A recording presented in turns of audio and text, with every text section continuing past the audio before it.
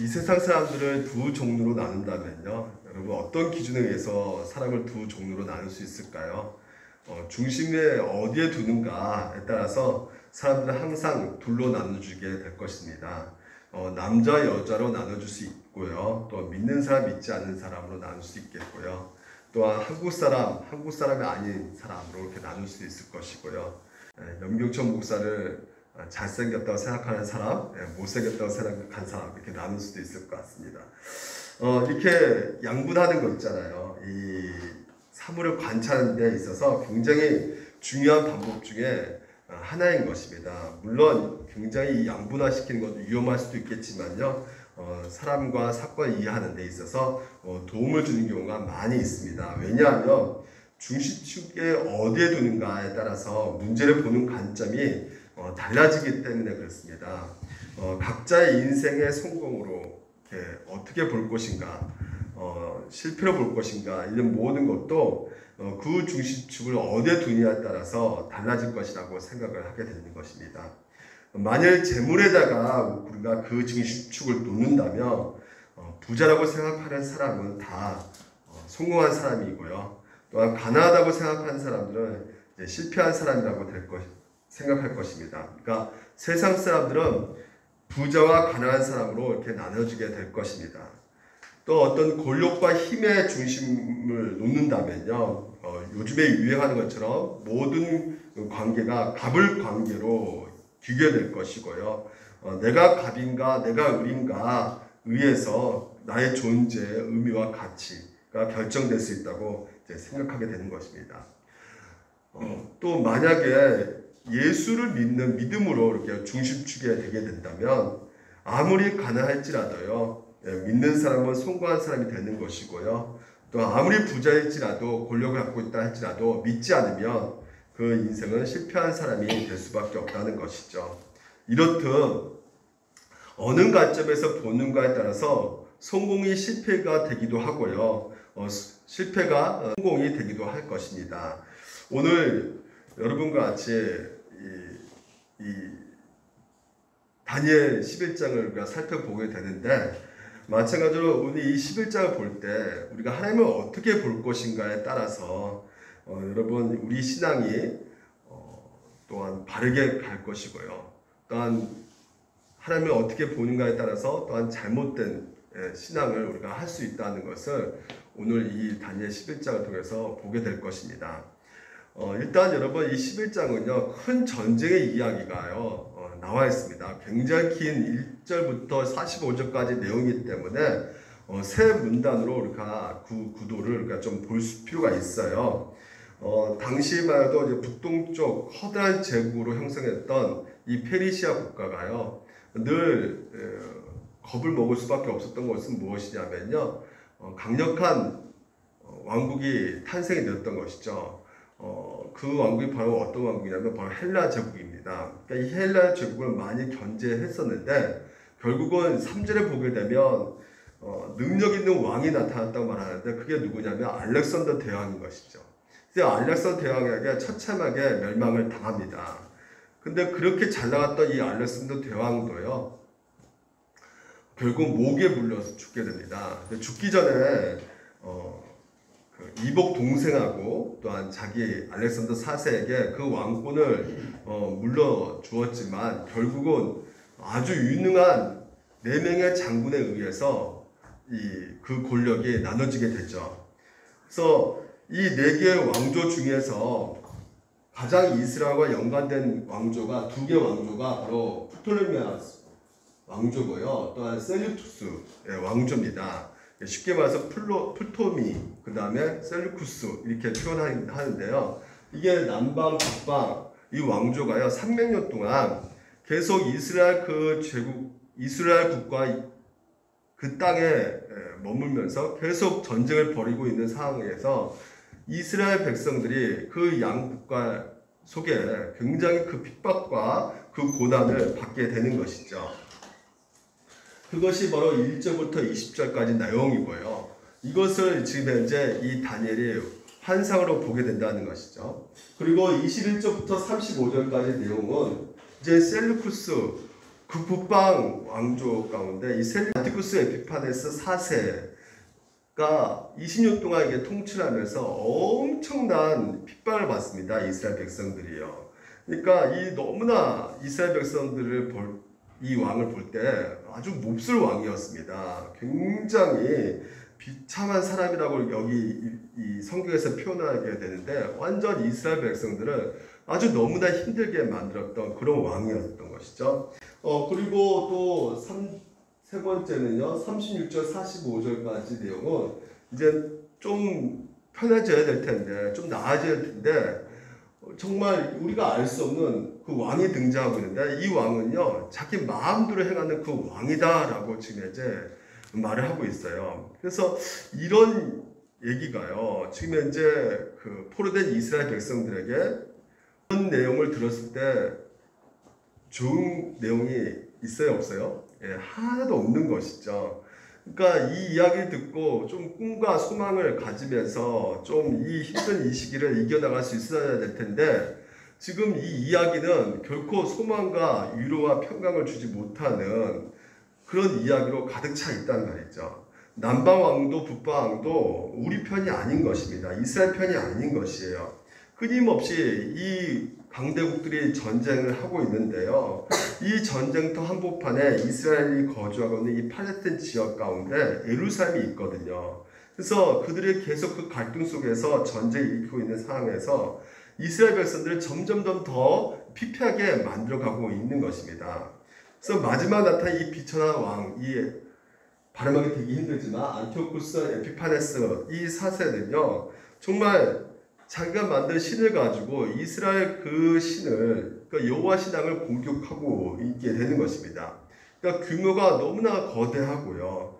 그래서 이 왕들이 끊임없이 유다 백성들을 괴롭힌다는 이야기가 지금 현재 이 11장 나와 있는 전체 그 싸움 이야기를 통해서 우리 가운데 보여주고 있는 것입니다. 그러니까 기본적으로 유다 민족으로 하여금 이제 결국은 이 이야기는요, 실망하게 만든다는 것이죠. 그러니까 다니엘이 지금까지 이스라엘 백성들, 이스라엘 국가, 자기 민족을 위해서 끊임없이 하루에 3번씩이나 기도를 했단 말이죠. 그리고 물론 이스라엘 깨어있는 백성들도 그 자기 국가를 위해서 기도했을 것입니다. 근데 이 거대한 그 환상 속에서 이 왕대 이야기, 전쟁 이야기 속에 유다의 그 자리가 없는 것이에요. 어떤 영향력도 미칠 수가 없는 그런 하나님 나라 백성들의 그 모습을 보면서 이 다니엘은 굉장히 비참하고 막막했을 것입니다. 답답했을 것이에요. 계속해서 거대한 왕국들의 그 포로를 끌려다니면서 앞으로 포로된 신세가 계속해서 더 몇 년 동안, 더 몇십 년 동안 펼쳐질 것이라는 이 환상이 굉장히 그들에게 있어서는 답답해질 수밖에 없게 되는 것이죠. 사랑하는 우리 물된 논사께 성도 여러분, 우리가 지금 현재 아주 이스라엘 백성들과 같은 처지에 속해 있다고 생각을 하게 됩니다. 우리가 간염병 시기를 보내면서요, 교회 성도들이 느끼는 낙심도 어쩌보면 이 다니엘 이스라엘 백성들이 느끼는 그 낙심과 같을 것 같아요. 코로나가 어제부로 또한 이렇게 800명이 넘어서는 그 상황 속에서 사람들은 점점 더 불안해하고 있습니다. 그런데 이런 위기 가운데 교육을 할 수 있는 것도 없는 것 같아요. 오히려 세상은 교회를 보고 좀 더 가만히 있으라고 얘기를 합니다. 문자도 계속 보내면서요. 아무것도 하지 마라, 제발. 제발 좀 쉬고, 숨만 쉬고 있어라. 이렇게 말을 끊임없이 세상이 교회에 대해서 하고 있는 것 같아요. 근데 우리는 뭔가를 말하고 싶어요. 뭔가 세상이 이렇게 말할 때 거기에 대해서 대응하는 말을 하고 싶은데 할 말이 없는 것입니다. 왜냐하면 우리가 믿고 있는 하나님이 이 현실 앞에서 너무나 무능력하게 보인다는 것이죠. 우리가 작년 코로나19 시작될 때부터 기도를 안 한 사람이 없을 것입니다. 많은 교회에서 지금도 이 코로나19로 기도를 하고 있을 것이에요. 근데 응답이 전혀 되지 않고 있고 오히려 계속해서 지체되어가고 있는 상황 속에서 더 이상 우리가 할 말이 없는 것입니다. 하나님께서 어떻게 지금 현재 이 모든 상황 가운데 생각을 하고 계시는지, 그래서 이런 응답이 없는 지체하신 그 하나님을 우리가 어떻게 믿음으로 또한 계속해서 기다리고 있어야 될 것인가? 어떤 믿음을 가지고 기다려야 될 것인가? 그래서 여러분, 우리는 어떤 관점으로 보느냐에 따라서 아까도 말씀드린 것처럼 우리 신앙이 바르게 갈 수 있고요. 또한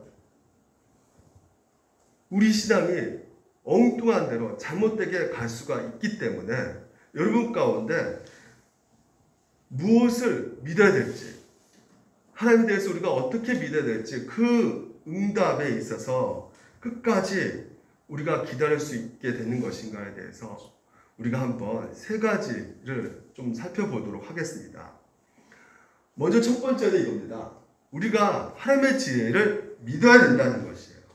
오늘 우리가 읽었던 이 본문 구절 가운데 보시면 24절, 27절, 29절, 35절, 36절이 나오는데요. 각기 다른 이야기를 하고 있는 것 같지만요. 실제로 다른 얘기가 아니라 그 안에 포함되어 있던 내용이 반드시 비슷한 결론이 있다는 것을 지금 이제 말해주고 있거든요. 24절 보니까 때가 이르기까지 그리하리라. 27절 이는 아직 때가 이르지 아니하였으므로 29절 작정된 기한에 35절에 이는 아직 정한 기한이 남았습니다. 그리고 작정된 일을 반드시 이루실 것이라. 이렇게 다섯 구절을 이렇게 딱 보았을 때요. 아, 그렇다. 지금 하나님께서 이 거대한 역사가 있는데 이 역사를 하나님 당신께서 정한 때와 정한 방법이라는 것이 있어서 그것을 가지고 지금 움직이고 계신다는 것을 오늘 우리 가운데 보여주고 있는 구절이라는 것이죠. 하나님과 상관없이 보이는 이 거대한 역사가 있었습니다. 하나님을 대적하는 왕이 있고요. 왕들이 만들어 놓은 제국과 전쟁 이야기가 오늘 11장에 펼쳐지고 있어요. 도무지 너무나 강력해서요. 하나님의 백성이 어찌해 볼 수가 없을 것 같아 보이는 일들과 사건들이 너무 많이 지금 현재 이 11장에 기록되어 있습니다. 우리는 아무런 영향도 미칠 수 없다는 그런 절망과 낙심을 갈 수밖에 없는 상황들에 있는데요. 근데 우리 하나님께서 이 모든 제국의 일들, 이 모든 역사 가운데 일어난 일들에 대하여 하나님의 작정이 있었고 하나님의 계획을 가지고 움직이고 계신다는 것을 오늘 우리 가운데 이 구조를 통해서 보여주고 있다는 것입니다. 하나님의 시간표를 가지고 그 시간표대로 차근차근 지혜가 계신다는 것을 이 지금 현재 나와 있는 다섯 구절 통해서 지금 그 정한 기한에 대해서 그 작정에 대한 표현들을 통해서 우리 가운데 보여주고 있다는 것입니다.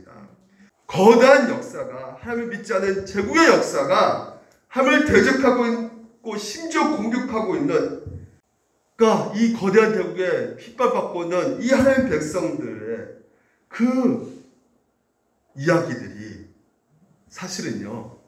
그 모든 것이 하나님의 손 아래 있다는 것을 오늘 우리 가운데 보여주고 있다는 것입니다. 사랑하는 우리 물된 동사학교 성도 여러분, 오늘 우리가 5월달 가정의 달입니다. 여태까지 한 번도 경험해보지 못한 그 또한 5월달 가정의 달을 보내야 될 것 같습니다. 좀처럼 나아지지 않고 있어요. 코로나가. 또한 우리가 얼마간 더 이렇게 살아야 될 것 같습니다. 하나님 뜻이 있냐고요? 무슨 뜻이 있을까요? 저는 잘 모르겠어요. 하나님 뜻이 무엇인지 모르겠지만 우리는 하나님 뜻이 있다라고 하는 것에 확신해야 된다는 것이죠. 하나님 뜻과 계획이 있습니다. 하나님께서 뭔가 생각하신 바가 있습니다. 하나님의 지혜가 분명히 있다는 것입니다. 지금 온 세계가 이 감염병에 의해서 고통당하고 있는데 이 모든 것들의 배후에 하나님이 계획하고 하나님께서 뜻하신 바 계획들이 그리고 하나님의 지혜들이 있다는 것이에요. 그래서 하나님 뜻과 그 계획대로 하나님의 지혜대로 이 세상이 지금 돌아가고 있다는 것입니다. 그리고 하나님의 방식대로 하나님의 계획대로 성취되고 있는 것이죠. 하나님의 지혜가 무엇입니까? 연목사님 잘 모르겠어요. 어떤 걸 계획하고 계신지 답을 아직 찾기가 어려운 것 같아요.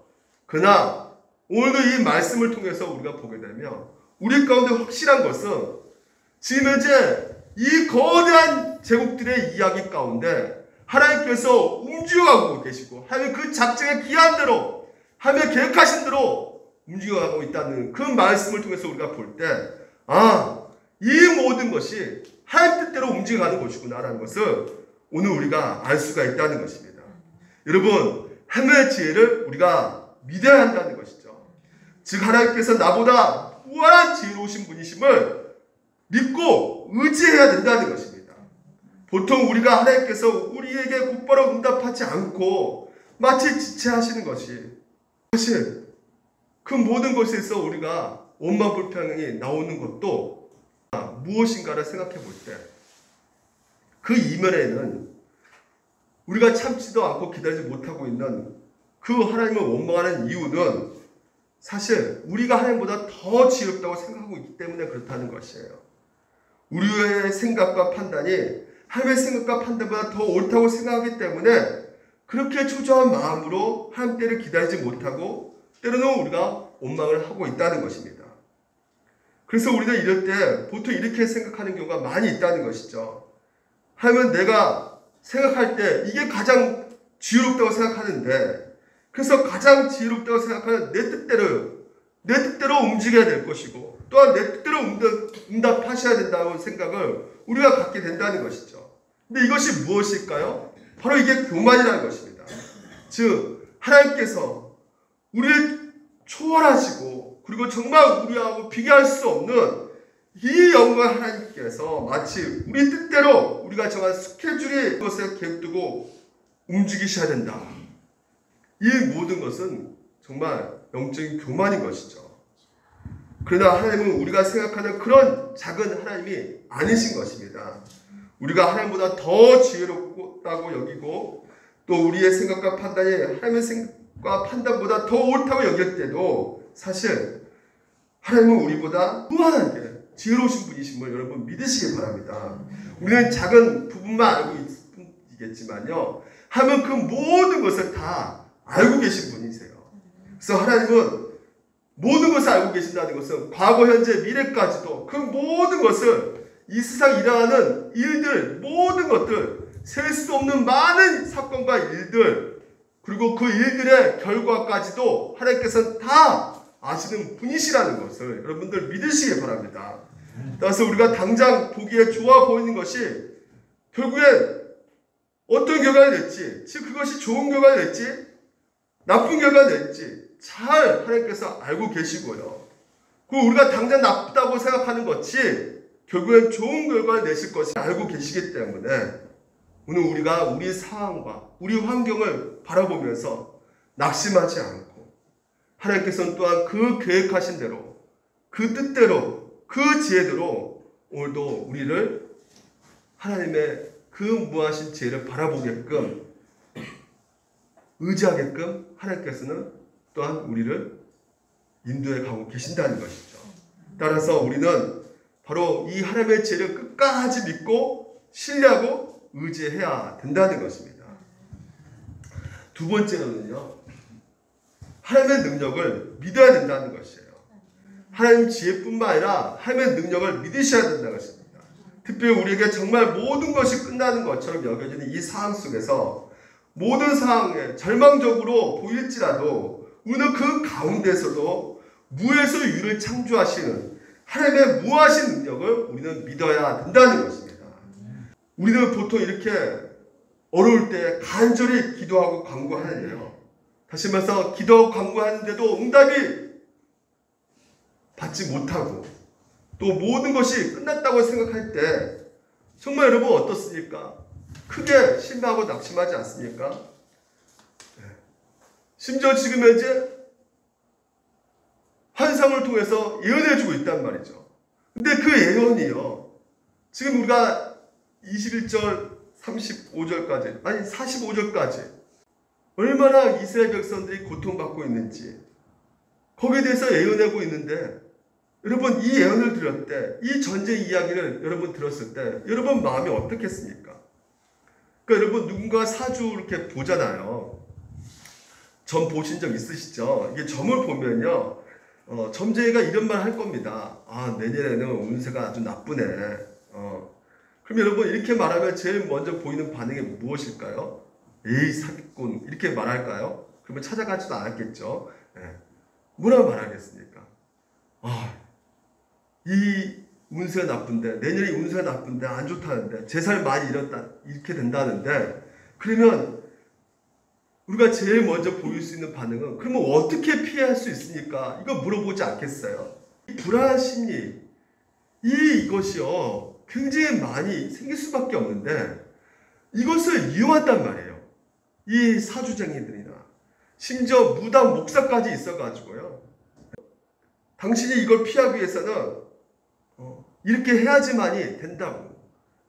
어떤 특정 방법을 가르쳐주면서 쟤네 피할 수 있다고, 그 고난 현실 가운데 어떻게 하면 좋을까라고 이 묻는 사람들의 그 질문 속에서 그 불안한 심리를 이용해가지고 돈을 벌려고 하는 그런 목사와 종교인들이 이 시대에 너무나 많이 있다는 것이죠. 여러분, 결코 따라가서는 안 됩니다. 전보서는 안 되는 것이에요. 신부에 나는 오늘의 운세도 볼 필요가 전혀 없습니다. 여러분, 그렇지만요, 이스라엘 백성들에 주어진 그 운명을 보게 되면 그 고난과 그 어려움은 우리가 보았을 때 늘 있었다는 것을 생각할 수밖에 없게 되는 그 현실이 우리가 읽을 때마다 느껴진다는 것이죠. 이스라엘 백성에 주신 이 가나안 땅, 젖과 꿀이 흐르는 땅이라고 하나님께서 말씀하셨는데, 사실상 그 땅을 보게 되면 지리적으로나 그 모든 환경을 볼 때마다 이스라엘 백성들과 절대 젖과 꿀이 흐르는 땅이 아니에요. 왜냐하면 애굽, 바벨론, 페르시아, 외세 침략이 끊이지 않게 있어 왔단 말이죠. 심지어 이 외세 침략 앞에서 신흥 바벨론을 막기 위해서는 애굽의 도움을 요청해야 된다. 근데 에레미야 선지자는 그 상황 속에서 아니다, 바벨론에게 우리가 항복하고 포로가 돼야 된다, 이렇게 말을 한단 말이에요. 누가요? 선지자가요. 선지자가 우리가 기도하면 잘 될 것입니다, 문제 없을 것입니다, 이렇게 말해줘야 되는데, 그래가지고 용기를 심어줘야 되는데, 그 선지자가 그렇게 말하지 않고 눈물의 선지자라는 별명을 붙일 정도로 눈물을 흘리면서 우리가 70년 동안 계속해서 이런 포로로 순환과 고난을 겪을 것이다, 이 말해야 되는 그 안타까움이 다니엘도 그대로 전해질 수밖에 없는 것이죠. 북방 왕국과 남방 왕국의 끊임없이 그 싸움 가운데 한가운데 이스라엘 백성들이 착취와 학대를 당하면서 피폐되어져 가는 것을 이 다니엘이요, 그 보는 환상 가운데 백성 중에 지혜로운 자들이 많은 사람을 가르칠 것이나 그들이 칼날과 불꽃과 사자핀과 약탈을 당한다는 그 마지막 환상을 보게 됨으로 말미암아 뭐라고 말을 해야 되는 거야? 이 지금 현재 고통받고 있는 이 이스라엘 백성들에게 좀 더 희망된 메시지를 전하고 싶은데 그렇지 못하는 그 마음, 저도 정말 그렇게 생각이 드는 거죠. 제 사역도 여러분 가운데 이렇게 하면 병들지 않을 것입니다, 이렇게 하면 병 나을 수 있을 것이에요, 이렇게 하면 재앙을 만나게 해주지 않을 것입니다, 하나님께서 이렇게 하면 사업도 잘 될 것이에요, 잘 돼서 절대로 무너지지 않을 것입니다, 이렇게 하십시오. 그런데 이건 제 때문도 아니고 우리가 능력이 부족한 것도 아닌데, 다니엘이 보았던 이 마지막 환상처럼 고난이 피할 수 없는 그 현실이 오늘 우리 가운데 너무 많다라는 것을 여러분에게 얘기해 줄 수밖에 없단 말이죠. 근데 여러분, 저는 또한 여러분 가운데 분명히 또한 얘기할 수밖에 없는 것이 해낼 능력이 있다는 것을 믿으시자는 것이죠. 여러분, 오늘 이 예언이요, 무려 몇 개가 나오냐면 쪼개 가지고 135개가 나와요. 11장에 나와 있는 135개 예언이 350년 동안 시간을 통해서 완벽하게 다 성취가 됩니다. 너무나 정확해가지고요. 이 많은 신학자들이요, 학자들이 이것이 이 일반 역사 속에서 성취된 것을 1절부터 35절까지 그 예언이 성취된 것을 다 정리했단 말이에요. 100% 다 성취돼 버린 거예요. 여러분, 이 정도 성취된 것을 여러분 보면 감탄이 나올 수밖에 없는 것이죠. 오래전에 예언했던 것들이 200년 후에 일어날 일들에 대해서 예언한 것들이 이게 하나도 틀리지 않고 심지어 135개가 다 그대로 성취되었다는 거. 그러니까 이 예언의 정확한 성취 때문에 다니엘서가요, 사실상 이 성경 정경에 빠질 뻔한 적이 있었어요. 그러니까 이 자유주의 신학자들은 성경을 하나님의 말씀을 믿지 않습니다. 오류가 있다고 믿어요. 근데 이들이 보았을 때 뭐 그냥 대충 맞추면 세계 큰 흐름 속에서 그냥 이렇게 이루어졌다고 생각하면 되겠는데, 이게 135개가 너무나 정확히 맞춰 들어가니까 이 자유주의 신학자들도 이거 거짓말이다, 이거 다니엘서, 이거 다니엘이 쓴 것도 아니고 이건 분명히 이 다니엘서는 AD 2세기 때 유대인들이 그 역사의 흐름을 다 보고 정리해 놓은 것이다.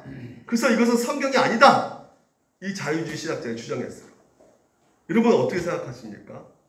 이게 다니엘서가 거짓말이면 하나님의 말씀도 거짓말이 되는 것이죠. 뭘 말해주고 있습니까? 이 예언은 너무나 잘 맞았단 말이에요. 대충 분위기 정도를 맞추는 것이 아니라 아주 세밀한 부분까지 하나하나까지 다 완벽하게 맞췄습니다. 그런데 오늘 여러분, 이 하나님의 예언의 말씀 우리가 어떻게 봐야 되는 겁니까? 하나님 백성들은 이것을 보았을 때 감탄하셔야 된다는 것이에요. 이야, 하나님이 진짜 전지전능하시구나. 하나님이 진짜 능력 있구나. 오늘 우리 구하는 능력을 진짜 갖고 계시구나. 근데 하나님 능력 중에 가장 큰 능력이 무엇일까요? 바로 십자가 능력이라는 것이에요. 마가복음 5장에 12년 동안 혈병을 고생한 여인이 나타납니다. 피가 몸에서 계속 나온 여인이에요. 아주 불쌍한 여인이었죠. 그래서 26절에, 마가복음 26절에 많은 의사에게 많은 괴로움을 받았다고 해요. 그러니까 고치고 싶어도 고쳐지지 않는 거예요, 이 혈병이. 그러니까 병원 다녔으니까 돈을 또 다 썼겠죠. 그러니까 돈도, 그러니까 경제적 어려움, 육체적 어려움, 그런 고통을 겪고 있었던 여인이었던 것이죠. 심지어 그 고통뿐만 아니라 모세 율법에 의하면 몸에 이렇게 피가 나오면요, 부정한 자가 되어서 제사를 드릴 수가 없습니다. 그러니까 사회적으로도 철저하게 배척당하고 종교적으로도 철저히 외면당하는, 완전히 영적으로 사회적으로 사람들에게 무시당하는 그런 외로운 삶을 살았던 여자였던 것이죠. 한마디로 표현하면 이 여자의 겪고 있는 인생은 완전히 총체적인 고통을 겪고 있는 여자, 아주 불쌍한 여자였던 것이죠. 예수님의 옷을 만졌던 것이죠. 예수님께 나아가서요. 그러니까 예수님의 옷자락을 만지자마자 세상에 여자가 느끼기에 자신 몸에 피가 나왔는데 이 피가 한순간에 멈춰진 것입니다. 근데 이 여인이 어떻게 이렇게 치료받을 수 있을 것인가? 어떻게 이렇게 구원받을 수 있었는가? 예수님의 옷을 만졌기 때문에, 예수님의 옷 자체가 어떤 신기한 능력이 있어서 여러분 그 옷만 만지면 무조건 나을 것 같다는 생각이 들어서요. 여러분 그 옷에 신비한 능력이 있다면 여러분 그게 미신적인 행동이에요. 예수님의 옷에 그런 신비한 능력이 있는 것이 아니라 여자의 그 뭐예요? 가난한 마음, 심령. 예수님이 아니면 이 병을 고칠 수 없을 것이라는 그 간절한 심령을 가지고 예수님 앞에 나아가는 것이죠. 그래서 하나님께서 그 여자를 불쌍히 여겨서 자비를 베풀어 주시는, 다시 말해서 하나님께 구원이 있다는 것이에요. 우리가 생각하면 이 여자는 당시 완전한 믿음을 갖고 있는 여자가 아니었던 것을 우리가 알 수 있어요. 왜냐하면 어느 정도 이 저항을 보게 되면요, 불완전한 믿음이요. 왜냐하면 손을 어떻게 해요? 그 옷을 손을 냈다는 것이에요. 다시 말해서 부정한 여자이기 때문에 많은 사람들을 갈 수가 없어요. 그러니까 거기서 몰래 숨으면서 끼어가지고 자격이 없으니까, 자기는 나는 자기가 없는 여자니까, 부정한 여자니까, 응? 난 몰래 진짜 그냥 옷장에 손을 그냥 살며시 댄 것이죠. 그러니까 예수님께 나아갈 수 있는 어떤 용기나 자격 조건을 내가 채우지 못하고 있다라는 생각을 하고 있던 여자였던 것이죠. 그럼에도 불구하고 이 여자의 믿음이 불완전했을지라도요, 이 여자가 나는 예수께 나갈 수 없어, 나 같은 여자는 예수께서 온전히 나가지 못해 라고 생각했을지라도 단지 옷자락만 만졌을 뿐인데, 하나님께서는 그 연약한 믿음일지라도, 그 불완전한 믿음일지라도 그 돌아온 믿음을 보시고 그 병을 고쳐주시는 그 모든 능력을 능히 행할 수 있는 하나님이시라는 것을 우리 가운데 보여주고 있다는 것이죠. 여러분, 우리가 구원받는 것은 우리가 믿음이 강하기 때문이 아닙니다. 우리 믿음이 완전하기 때문에 우리가 구원받는 것이 아닙니다. 우리의 믿음은 여전히 결점이 많고 불완전해요. 우리 때로는 정말 믿음이 없는 것 같다는 생각도 들 때가 있어요. 의구심이 너무 많이 들죠.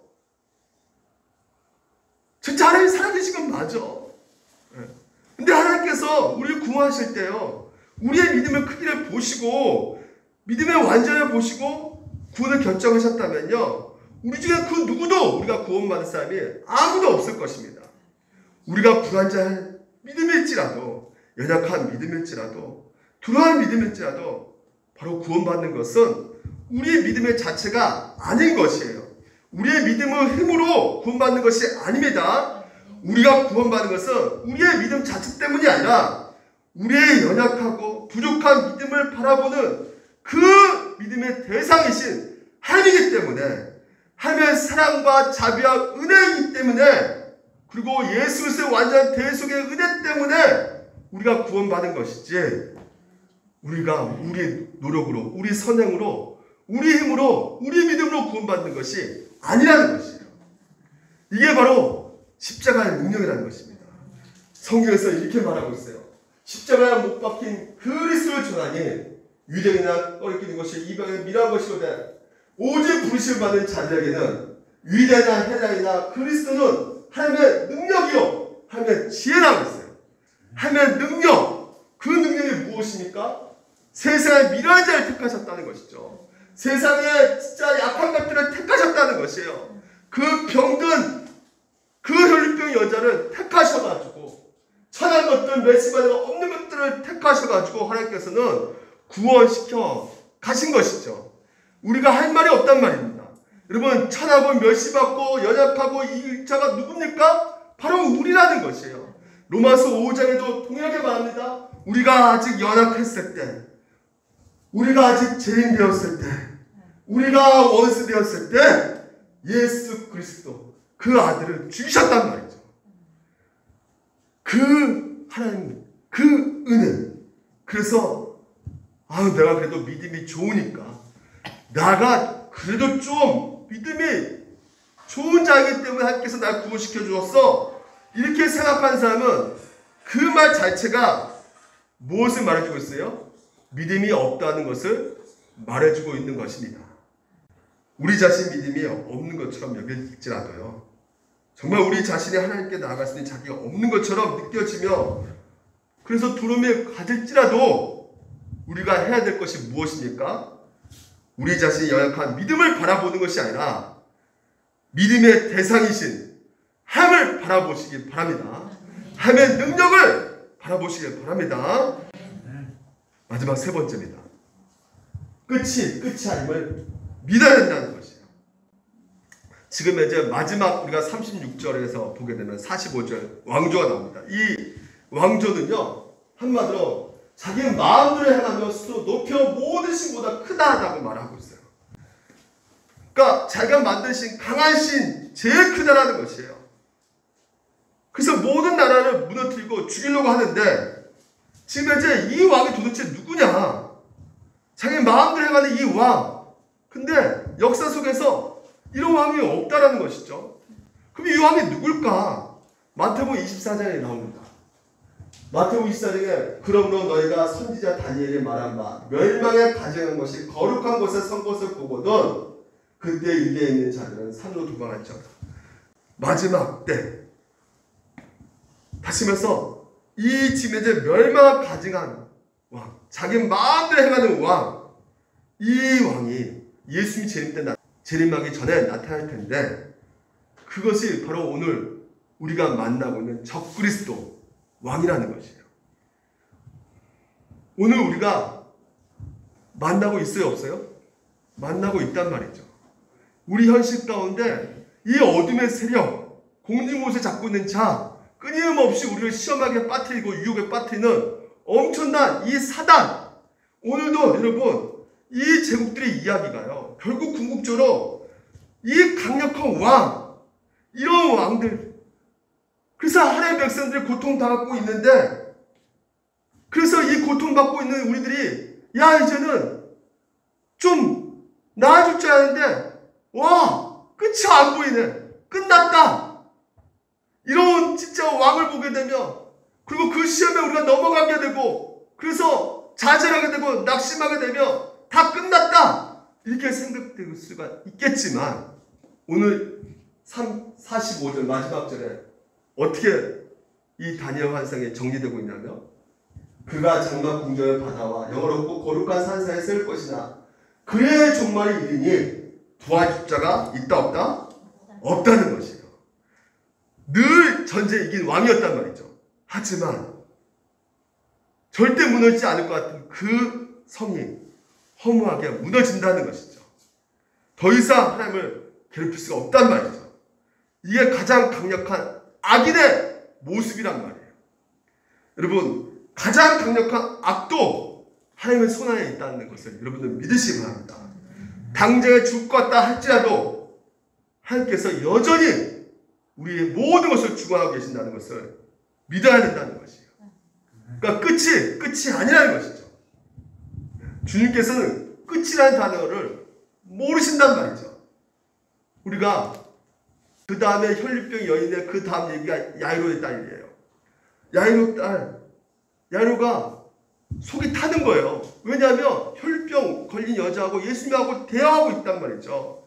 빨리 지금 현재 내 딸이 지금 현재 죽어가고 있는데 1초라도 지금 아까워 죽겠는데 지금 지체하고 있단 말이에요. 예수님께서 왜 이 여자하고 대화하고 있는지, 시간 막 가고 있는데, 그래서 지체하고 계시는 그 자체를 부당하다고 생각하고 있는 사람이 바로 이 야이로였단 말이죠. 죽기 직전에 있으니까 자기 딸이 빨리 가지 않으면 고칠 수 없으니까. 근데 계속 여자하고 대화하면서 지체하고 있는 것이다. 여러분, 누굴 먼저 가서 도와줘야 됩니까? 예수님께서 병원에 한날 1시에 두 환자가 들어왔어요. 한 환자는 그냥 다리가 부러졌어요. 근데 어떤 환자는 교통사고 당해가지고 완전히 진짜 긴급 수술하지 않으면 심폐소생을 하고 긴급 수술하지 않으면 죽어야 될 판이에요. 그러면 의사가 어떤 환자를 먼저 치료해야 되겠습니까?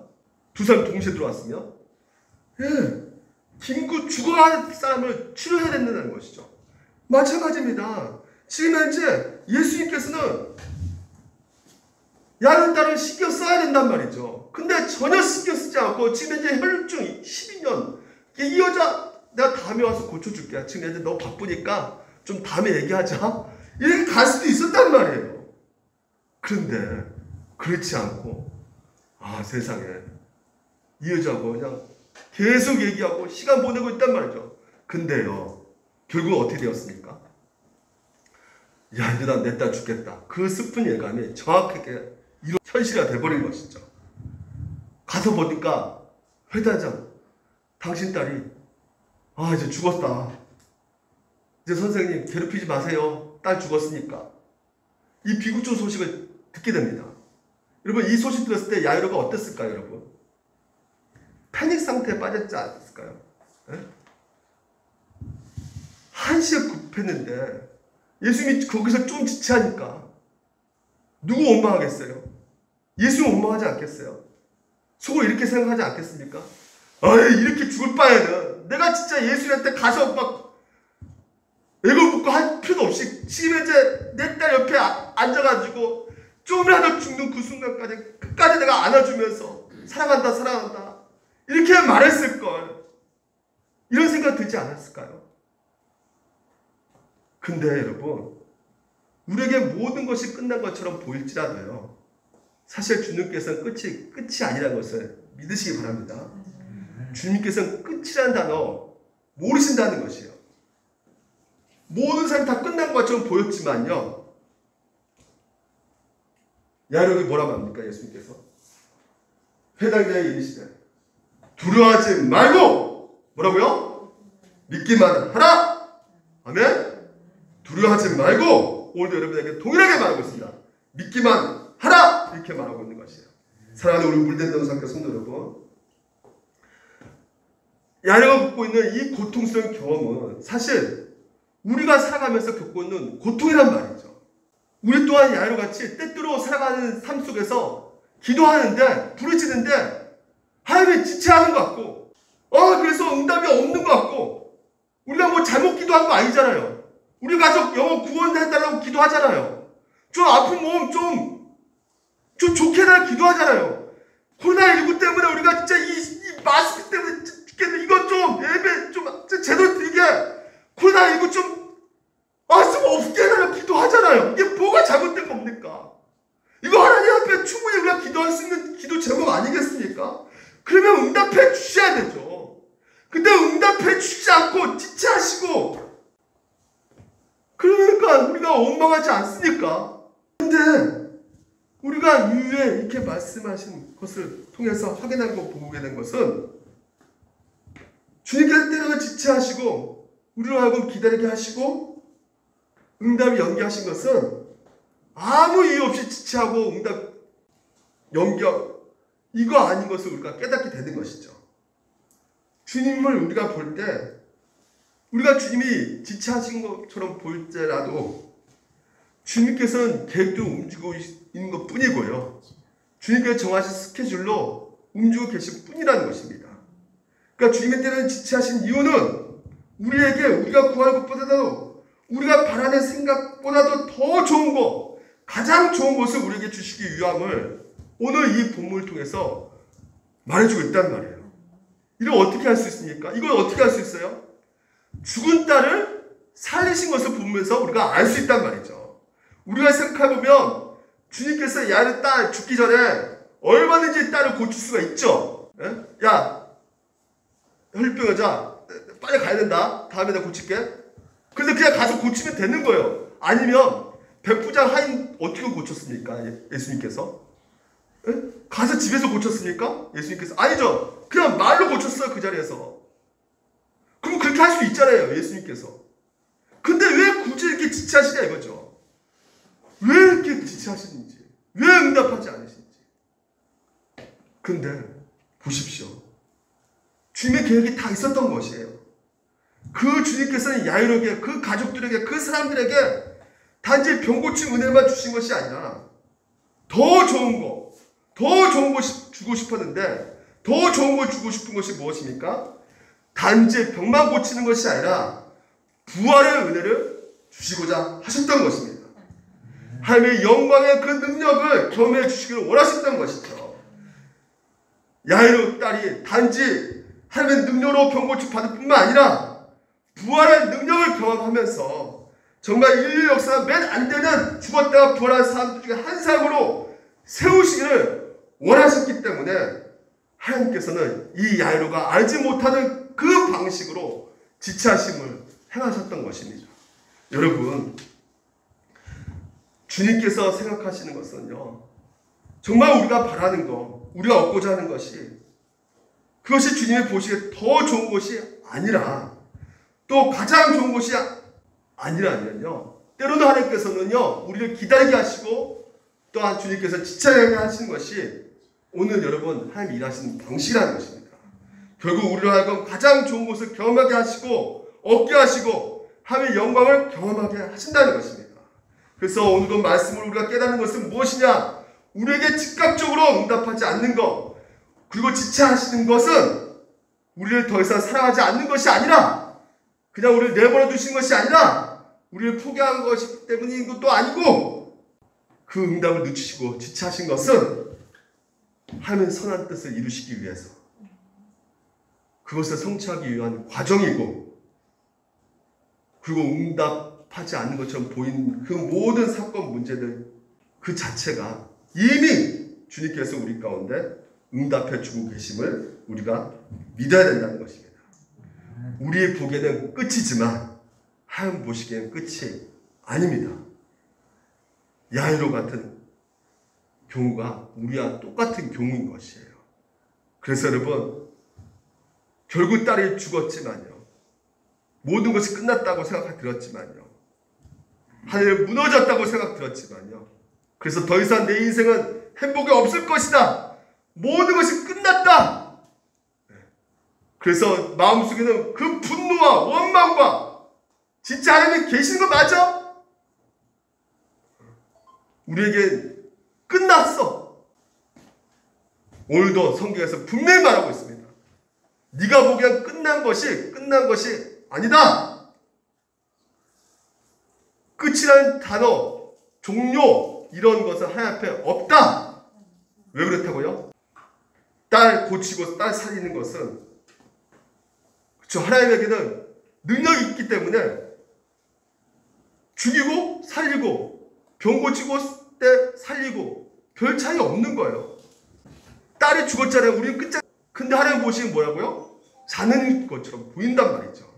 그래서 여러분, 결국 응답이 없고 모든 것 끝난 것처럼 보일 때조차도 우리는 이렇게 죽으면서 생명을 옮기고 계시는 그분의 그 무한한 능력을 끝까지 신뢰하고, 그래서 모든 것이 끝났다고 생각하는 그 상황에서도 가장 좋은 곳을 끌어내시는 하나님의 그 선하심을 믿으시면서, 그 하나님 믿으시면서 끝까지 그분을 의지하며 나가시기를 주님으로 축원드립니다. 정리하겠습니다. 모든 것이요, 결국 우리가 끝났다고 생각하는 것도, 하나님의 능력, 하나님의 지혜, 이 모든 것들은 결국은 우리 가운데 왜 이것을 믿어야 된다고 말하냐면, 하나님이 우리를 사랑하고 계시기 때문에 너희들 이 하나님의 사랑을 믿어야 한다고 오늘도 이것을 보여주고 있는 것이에요. 그러니까 우리가 하나님의 사랑을 믿지 못하기 때문에 하나님이 우리를 버리신 것처럼 생각하고 있어가지고, 더 이상 우리를 선대하지 않는 것처럼 생각하고 있어가지고 끊임없이 우리 가운데 절망과 낙심 가운데 있는데, 결코 그렇지 않다는 것이에요. 누구 보면 알 수 있다고요? 예수 그리스도. 예수 그리스도를 버리셨단 말이죠. 그래서 우리는 더 이상 예수 그리스도를 보면 우리에게 하나님 앞에 억울하다고, 원망스럽다고 말할 권리가 없어진단 말이죠. 왜요? 그 하나밖에 없는 아들을 십자가 죽음에 내어주셨다면 우리가 그 하나님의 사랑을 판단할 수 있는 권리가 없는 것입니다. 제가 드라마를 봤는데요, 드라마에서 모녀가 나오는데 그 딸이 엄마한테 엄마가 자기 원하는 대로 해주지 않으니까 엄마 나 사랑하지 않아! 이런 식으로 얘기하더라고요. 보통 자녀들이 부모를 그렇게 대하지 않습니까? 근데요, 여러분, 부모 입장에서부터 보면요, 자녀를 낳는 그 순간부터 자신의 모든 것을 희생하면서 그 자녀를 사랑하고 그 자녀를 위해 희생했는데, 사실 자녀는 지금까지 부모가 자신을 어떻게 사랑하고 어떤 희생을 치르면서 자기를 돌봐주었는지를 잘 생각하지 않은 채 당장 자신이 원한 것만 들어주지 않으면, 원한 것을 들어주지 않으면 이 부모의 사랑을 의심한단 말이죠. 우리가 하나님을 대할 때 이렇게 대하는 경우가 너무 많다는 것이에요. 이미 하나님께서 무한한 사랑을 여러분 가운데 베풀어 주셨다는 것이죠. 이미 여러분 가운데 그 놀라운 아들을 죽이시면서까지, 소중한 아들을 죽이시면서까지 여러분을 하나님의 그 하나님 나라의 상속자로 여러분을 만드셨음에도 불구하고 이미 받은 것이 있음에도 불구하고 우리가 감사하지 못한 채 현재한 상황에 함몰된 채로 하나님의 사랑을 의심할 때가 너무나 많다는 것입니다. 오늘 여러분 우리가 이럴 때 정말 코로나19로 말미암아 하나님의 우리 기도 응답하지 않고 더 지체되고 있는 이 상황 속에서 우리는 어떤 생각을 가져야 됩니까? 외아들까지 아낌없이 내어주신 그 분이 하물며 오늘도 우리의 그 미래까지도 분명히 선한 계획이 갖고 계실 것이다. 결국 가장 선한 스케줄로 하나님이 정한 스케줄로 하나님이 우리의 영광스러운 길로 우리를 인도해 주실 것이다. 그 확신 가운데 가야 되지 않겠습니까? 오늘도 응답이 없고 지체하신 것처럼 하나님이 보일지라도 결국 하나님이 정하실 때 정하신 방법으로 최고의 선을 이루실 것임을 믿으시고 걸어가시는 여러분 되시기를 바랍니다. 이런 관점으로 이 세 가지 관점으로 보았을 때 오늘도 여러분 신앙이 올바르게 기쁨으로 걸어갈 수 있게 되는 것입니다. 이 세 가지. 첫 번째 뭐라고요? 하나님의 지혜를 믿으셔야 됩니다. 두 번째는요, 하나님의 능력을 믿으셔야 됩니다. 세 번째는 뭐예요? 그렇기 때문에 끝이 아니라는 거예요. 이 모든 것을 왜 행하신다고요? 하나님께서 여러분 가운데 하나님이 여러분을 사랑하시기 때문에 그 사랑 하나님께서는 포기하지 않으신다는 것이에요. 한 주 동안 그 사랑 의지하면서 담대하게 걸어가는 여러분 되시기를 주님으로 축원드립니다. 기도하겠습니다.